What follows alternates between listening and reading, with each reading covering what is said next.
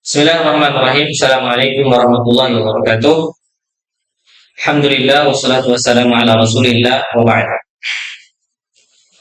Ma'asyarul Ustaz yang kami muliakan karena Allah Subhanahu wa taala. Pertama tentunya kita senantiasa memuja dan memuji Allah Subhanahu wa taala atas limpahan rahmat dan karunia-Nya yang senantiasa meliputi kita semua. Dengan karunia dan nikmatnya kita mampu melaksanakan tugas-tugas kita, baik itu amalan dunia maupun amalan akhirat kita. Kemudian salawat serta salam senantiasa kita melazimi salat pada setiap keadaan, pada setiap majelis yang diridhoi oleh Allah Subhanahu wa taala. Semua kita termasuk orang-orang yang mendapatkan syafaatnya di hari kiamat nanti. Allahumma amin. Para ustaz yang kita muliakan Allah Subhanahu wa taala, ini video sengaja kami buat agar memudahkan para ustaz nantinya untuk mengulang kembali arahan dari kami sebagai kepala store untuk pelaksanaan ujian anak-anak di akhir semester nanti. Berkaitan dengan kisi-kisi yang kemarin sempat terputus ketika rapat pada hari Selasa, pada Allah masyafa'al, karena adanya kabar kemalangan dari salah satu keluarga kami. Jadi oleh sebab itu hal-hal yang belum sempurna atau hal-hal yang belum lengkap dalam keterangan rapat tersebut berkaitan dengan ujian dan kisi-kisi soal ujian akhir nasional, maka akan kami ungkapi di sini atau akan kami berikan pengarahannya di kesempatan ini. Kami mulai saja, langsung saja kami mulai. Para asatidz yang kami muliakan karena Allah Subhanahu wa taala, secara umum mungkin kami ingin menerangkan kembali bahwasanya kita berada di dalam program PKPPS, itu Satuan Pendidikan Salafiyah, yang mana itu di bawah Kementerian Agama. Yang mana ciri khas dari pondok pesantren yang mengambil program ini, mereka adalah meletakkan atau menjadikan kurikulum mereka itu sesuai dengan versi mereka masing-masing. Beda pondok pesantren ya, beda kurikulumnya, beda kitab yang diambil, beda materi yang diajarkan. Namun yang membuat kita sedikit repot di sini adalah tatkala kita melaksanakan ujian akhir nasional, yang mana materinya itu dibatasi dan ditentukan. Tentunya kalau ditimbang dan diukur dengan apa yang diajarkan di pesantren, maka ini ada hal-hal yang mungkin sepakat. Maksudnya ada hal yang sama dengan materi yang kita ajarkan, lalu ada hal-hal yang tidak sama dengan materi yang kita ajarkan. Oleh sebab itu, kami ingin menyampaikan langkah-langkah apa yang harus kita ambil oleh setiap guru mapel di dalam kelasnya, karena sebagaimana juga yang kita terangkan pada pertemuan rapat kemarin, bahwa semester ini sangat singkat. Jadi perlu diperhatikan waktu dan materi yang akan kita ajarkan kepada santri, supaya ini semua maksimal. Pertama langkahnya adalah, sebagaimana secara umum sudah kami sampaikan sebelum kami meninggalkan ruang rapat kemarin, bahwa para ustadz, para mu'allim, para guru mapel yang mengajar di kelas semuanya harus mencari titik persamaan antara kisi-kisi dan materi yang diajarkan.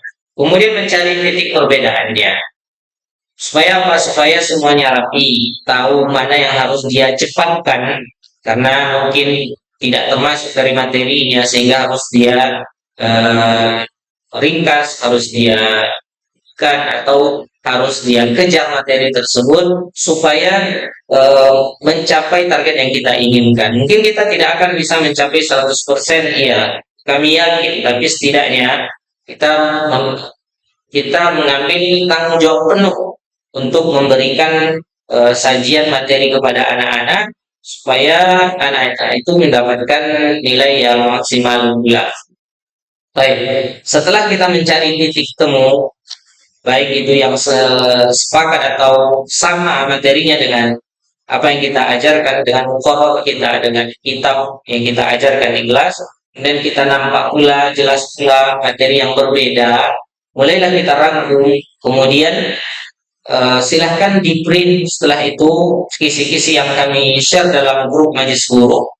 asatidz print sendiri atau datang ke kantor. Ini sama kami juga ada yang sudah di print, nanti kami bagikan lagi print. Silahkan ambil di meja kami atau di kantor, nantinya kami serahkan biar mempermudah guru-guru juga, para asatidz juga. Setelah itu dia bawa ke kelas. Bawa ke kelas ini gunanya agar anak-anak tahu. Kalau perlu Ustaz tuliskan di papan tulis itu kisi-kisi materinya. Tuliskan. Nah, sekarang kan timbul pertanyaan dari sebagian para asatidz, Ustaz, apakah waktu kita cukup atau tidak? Karena di samping pekan di dalam semester 2 ini singkat, samping itu pula kita ada UAS dan UAN. UAS lebih dahulu daripada UAN, ada ujian pesantren, ujian sekolah, ujian akhir sekolah, kemudian ada ujian akhir nasional, UAN. Maka apakah waktu kita cukup? Maka kami hanya mengarahkan dan memberikan tips kepada para ustadz sekalian, pada para guru sekalian. Caranya begini, setiap kita masuk ke kelas, itu kan ada 2 jam pelajaran. Sebagaimana ujian kita juga ada 2, maka bagi 2 saja waktu ini. 1 jam kita membahas materi yang sesuai dengan muka pondok. Otomatis kita mengambil waktu tersebut sekaligus juga membahas materi yang dalam kisi-kisi yang sama isinya dengan apa yang diujiankan di luar. Jadi maksimalkan waktu di kelas. Kemudian di jam kedua kita masuk 2 jam. Jam kedua kita bahas kisi-kisi dengan anak-anak. Ini maksimalkan waktu. Dan lebih maksimal lagi jika ustaz-ustaz sekalian membentuk kelompok-kelompok belajar dengan anak tersebut di dalam kelas. Mereka sudah ada satu kelompok 5 orang, 6 orang, 7 orang misalnya. Kemudian sebarkan selebaran kisi-kisi ini atau mereka menulis di papan tulis. Kemudian diskusi di modul mana mereka yang tidak paham apa maksud dari kisi-kisi. Atau menerangkan secara singkat apa isi dari kisi-kisi tersebut. Maka sangat berharap kami kepada para asatidz sekalian, maksimalkan waktu di dalam kelas itu, baik itu materi yang sesuai dengan pelajaran pondok ataupun materi yang sesuai dengan kisi-kisi yang kami dapatkan dari Kementerian Agama. Jadi mohon sekali lagi kita perhatikan apa yang disajikan di dalam kisi-kisi tersebut, mana yang sepakat itu sama dengan materi kita, mana yang tidak sama. Sedikit kami mungkin bahas satu-satu dari mapel yang ada supaya kita melihat nih apa saja yang mungkin berbeda. Pertama di sini untuk tingkat usto kelas 9 itu ruang lingkupnya di pelajaran Al-Quran ada tafsir ayat Al-Quran dan ilmu tajwid. Ini ruang lingkupnya. Nah, ternyata di tingkat musto kita belum belajar tafsir ini. Kita pelajaran Al-Quran, kita fokus kepada bacaan, makharijul huruf dan tajwid. Maka mungkin ini sudah sama dengan apa yang kita pelajari, tapi tafsir tidak masuk. Maka ini sangat membutuhkan bantuan juga ya. Kita bisa lihat di layar itu, ya. Sangat membutuhkan bantuan dari guru mapel tafsir karena mungkin mereka punya talkhis, punya ma'ani kalimat. Maka kami harapkan guru yang mengajar tafsir nanti kolaborasi dengan guru yang mengajar tajwid. Nah, walaupun mungkin guru tafsir ini tidak akan masuk di kelas Al-Quran, di kelas tajwid ini, tapi titipkan talkhis misalnya. Di sini yang mengajar Al-Quran ya Ustaz Maliadi kan. Mungkin Ustaz Maliadi nanti coba kolaborasi dengan Ustaz Hasbi yang mengajar tafsir. Mereka tadi beliau juga sudah konfirmasi kami, beliau punya ringkasan. Maka minta filenya atau Ustaz Hasbi sendiri yang memprintkan kemudian titik Ustaz Maliadi untuk kemudahan anak-anak. Semuanya tidak ada dan tidak lain, tidak bukan hanyalah untuk memberikan kemudahan kepada anak-anak, untuk membantu kepada para santri kita menyelesaikan ujian dengan baik. Kemudian kalau kita lihat mapel yang lain, ruang lingkupnya, kita melihat di hadis, Hadis ini kalau kami lihat, ini beberapa hadis sangat cocok dengan apa yang kita pelajari berkaitan dengan akhlak. Ruang lingkup ajarnya adalah ruang lingkup materinya, kisi-kisinya adalah hadis tentang iman, ilmu dan toleransi. Iman, ilmu dan toleransi. Hadis tentang kehidupan sosial ini adalah hadis-hadisnya sudah kita pelajari. Namun ada juga hadis-hadis yang mungkin tidak ada di materi kitab yang diajarkan di kelas.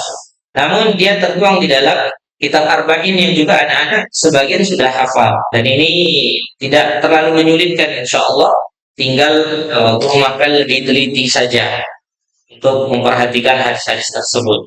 Jadi bagi dua waktunya, kita masukkan 2 jam mata pelajaran, 1 jam membahas materi yang di kitab, 1 jam lagi membahas ini. Sampai datangnya ujian nanti, sampai kita menghadapi ujian UAN nanti, atau menghadapi ujian UAS nanti. Sehingga memang waktu maksimal di dalam memakainya. Selanjutnya ada akidah. Akidah pun begitu juga.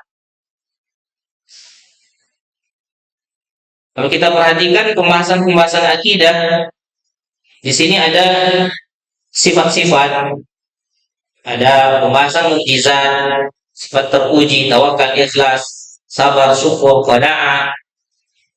Kemudian terbagi ruang lingkupnya, ada akidah dan rukun iman, ada sifat-sifat Allah dan asmaul husna, sifat terpuji, alam gaib dan mukjizat. Jadi ini pada guru tauhid juga hal yang harus dia teliti. Tentu apa yang sesuai dengan manhaj yang kita ajarkan. Kalau seandainya ada hal-hal yang mungkin di situ bagian-bagian yang mungkin tidak sesuai, maka kita ajarkan sekedarnya untuk mereka mengetahui apakah itu dibenarkan dalam agama kita atau tidak. Dalam artian mereka sekedar tahu, kan harus melaksanakan kalau seandainya itu berbeda dengan apa yang kita pahami. Tapi kalau seandainya sejalan, ajarkan dengan maksimal. Kalau tidak, misalnya, ya untuk mengetahui bahwasanya itu hal yang keliru, ya, dan harus diluruskan juga. Kayak itu saja mungkin yang harus dia teliti bagian akidah ini. Tapi sepanjang ini tidak ada, kecuali nanti di aliyah ya, lalu nanti masuk hal-hal yang mungkin tidak sejalan dengan manhaj yang kita ajarkan. Namun di sini juga ada kisi-kisinya berkaitan dengan karomah ini, juga harus diperhatikan. Kaitan dengan karomah harus agak sedikit detail ya, karena banyak juga penyimpangan tentang karomah ini. Kemudian bagian akhlak.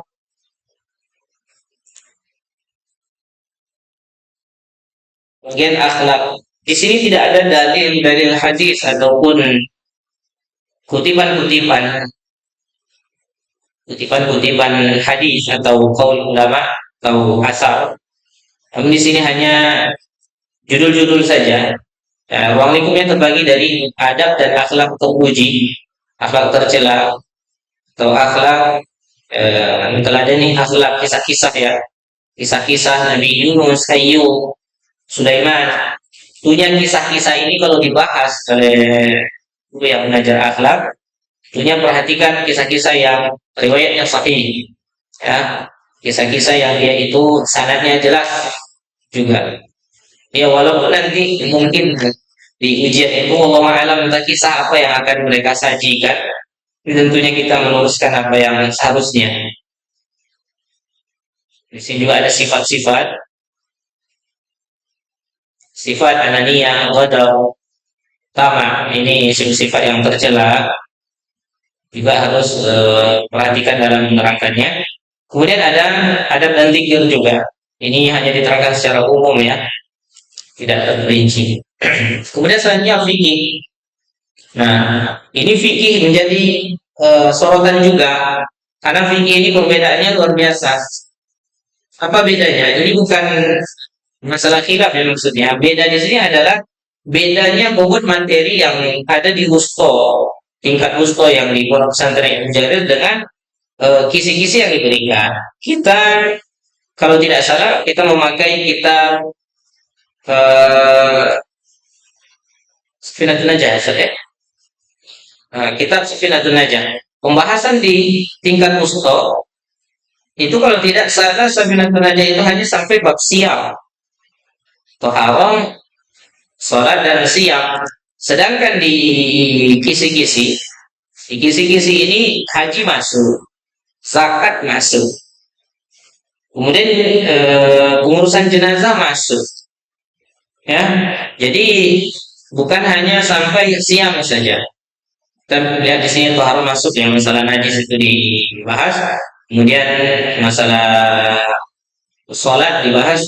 Namun yang lain juga dibahas ini. Ada masuk masalah zakat, haji juga, ada masalah tentang riba, ujurah upah, tentang piutang. Kemudian hak waris juga ada, jenazah. Kalau kita tidak bisa mengambil semua materi ini, setidaknya secara gamblang atau secara umum kita menerangkan keadaan. Contoh haji misalnya, tentang hukum Islam tentang haji dan apa hukumnya. Ayatnya yang mana yang berbicara cukup atau agak melebar sedikit. Syarat-syaratnya apa? Yang membatalkan apa? Sunnah-sunnahnya selesai. Tidak perlu sampai mendalam sampai kaifiat atau cara masang baju ihramnya apa enggak. Yang zahir saja karena kita tidak bisa mengejar itu semua. Zakat juga begitu kan. Ada zakat terbagi dua, zakat ma, zakat fitrah, kapan diwajibkan, syarat-syaratnya, wajibnya kapan. Dan hewan kurban juga, akikah juga dibahas. Jadi ini secara singkat saja pada guru fikih nanti juga perhatikan karena ini agak berat disebabkan banyaknya materi yang di luar dari materi yang kita ajarkan atau bobotnya lebih besar lagi, bahasannya lebih luas. Selanjutnya sejarah peradaban Islam.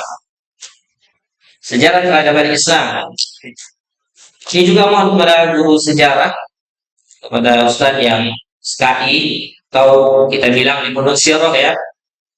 Anak-anak kita sirah yang tingkat musto itu juga mereka materinya tidak banyak. Kita pakai yang singkat-singkat saja. Kita Nurul Yakin.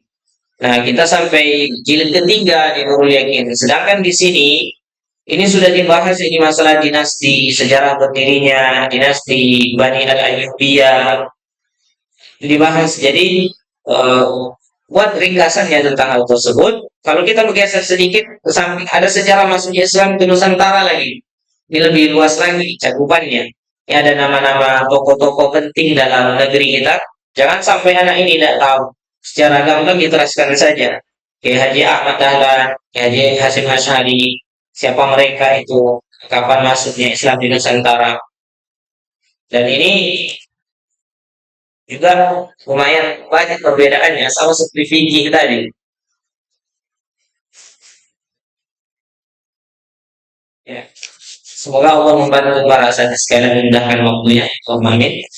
Selanjutnya bahasa Arab. Bahasa Arab juga harus mendatangkan perhatian yang lebih banyak lagi.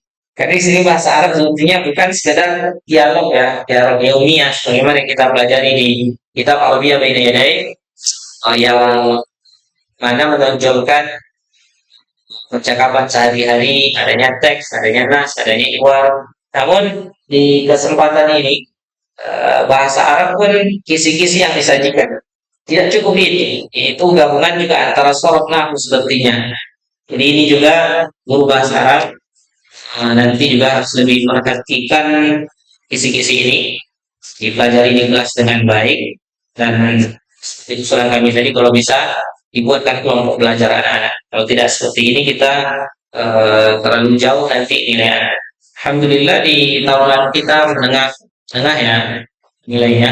Kalau bisa kita meningkatkan nilai tersebut akan menjadi nilai secara nasional.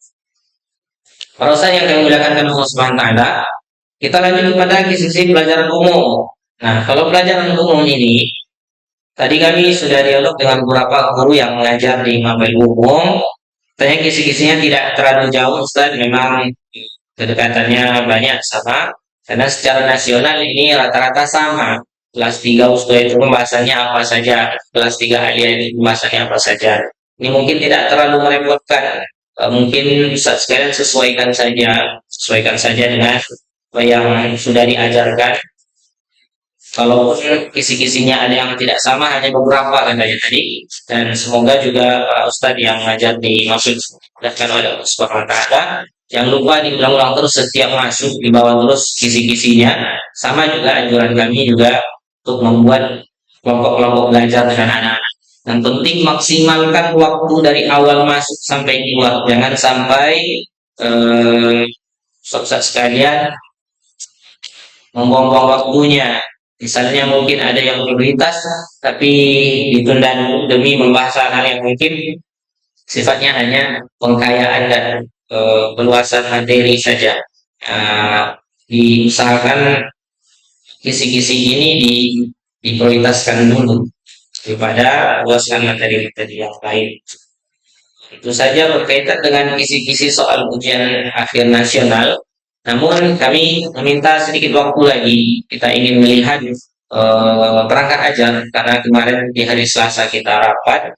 Kita juga membahas perlengkapan seorang guru sebelum dia memulai mengajar. Salah satunya adalah perangkat ajar yang kita bahas adalah silabus ya, atau yang disebut dalam istilah bahasa Arabnya al-manhaj at-tafsiri, manhaj at-tafsiri atau tawzi al-muqarrar al-asabi lil marhala wusta atau ulya. Jadi ini harus diperhatikan kembali. Kita ambil pengalaman dari semester lalu. Semester lalu kami sudah tegaskan dan berulang juga di dalam setiap rapat untuk merapikan ini. Tapi ya begitulah, terkadang karena kesibukan ada yang mengumpulkan, ada tidak. Tapi sudah banyak yang mengumpulkan. Namun dari sekian yang mengumpulkan itu, tentunya ada revisi-revisi, ada kesalahan yang fatal, ada yang kesalahan ringan. Nah, tentu untuk kemajuan pesantren, untuk kemajuan dan kerapian manajemen dan berkas-berkas kita, karena sebagaimana juga yang sudah kami sampaikan, kita alhamdulillah diberikan diberikan kesempatan atau diberikan anugerah Allah Subhanahu wa taala, kita diberikan kelulusan dengan urusan SPM kita, Satuan Pendidikan Muadalah, yang mana artinya dengan berubahnya program pesantren yang dari non formal ke arah yang formal, tentunya kita mengimbangi, dalam artian manajemen kita juga harus berkembang dengan arah yang lebih rapi lagi.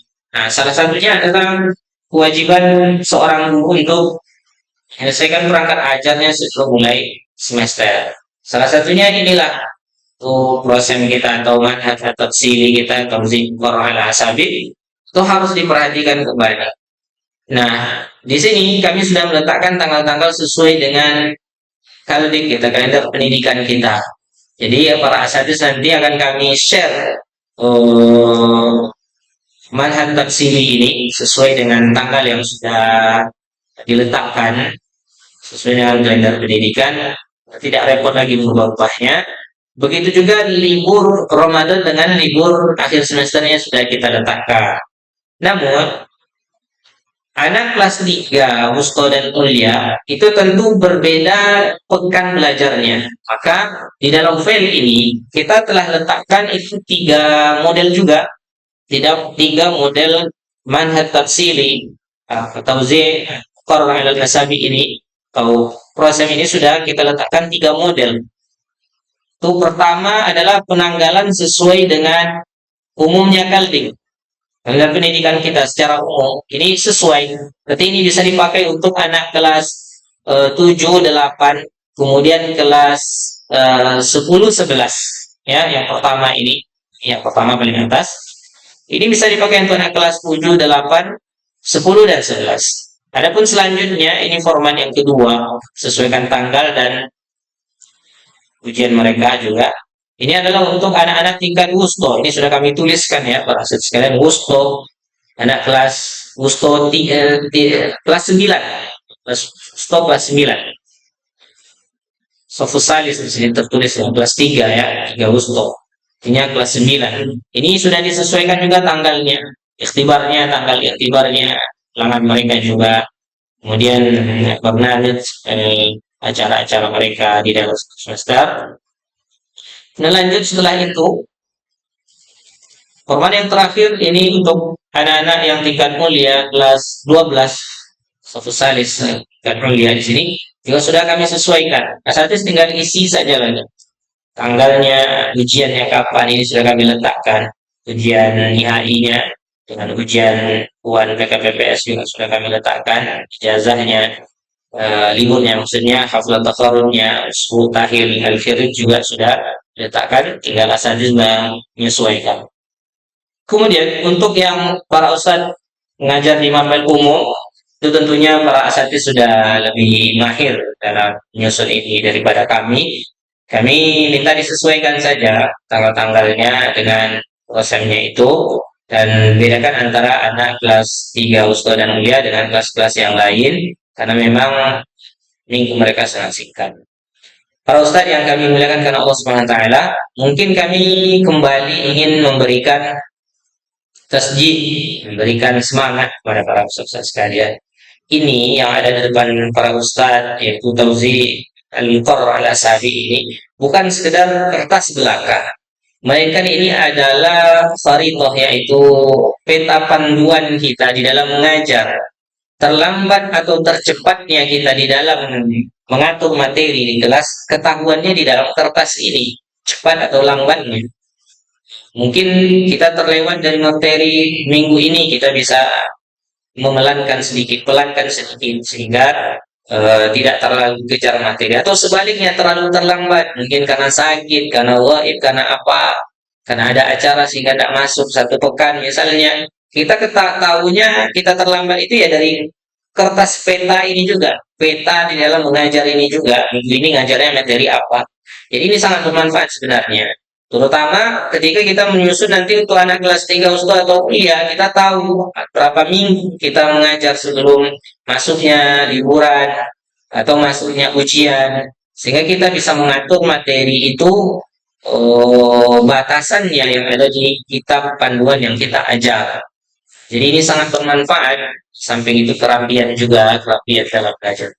Kemudian faedahnya yang lain, para ustaz yang kami muliakan karena Allah Subhanahu wa taala, Ustaz mungkin bisa melihat di atas kertas ini ada tulisan yang mungkin gharib, yaitu tidak ada kaitannya dengan pondok. Tulisan Thalabah Mu'adalah Muassasah At-Ta'limiyah di Jamiah Al-Islamiyah Ahad Ibnu Jarir ya, Madinah Bangkinang, Riau, Indonesia. Ya, ini memang betul ya. Ini format didapatkan itu dari kawan-kawan dari yang berada di pondok lain yang mengajukan muadalah Jamiah Islamiyah Madinah, dan salah satu berkasnya ini gitu.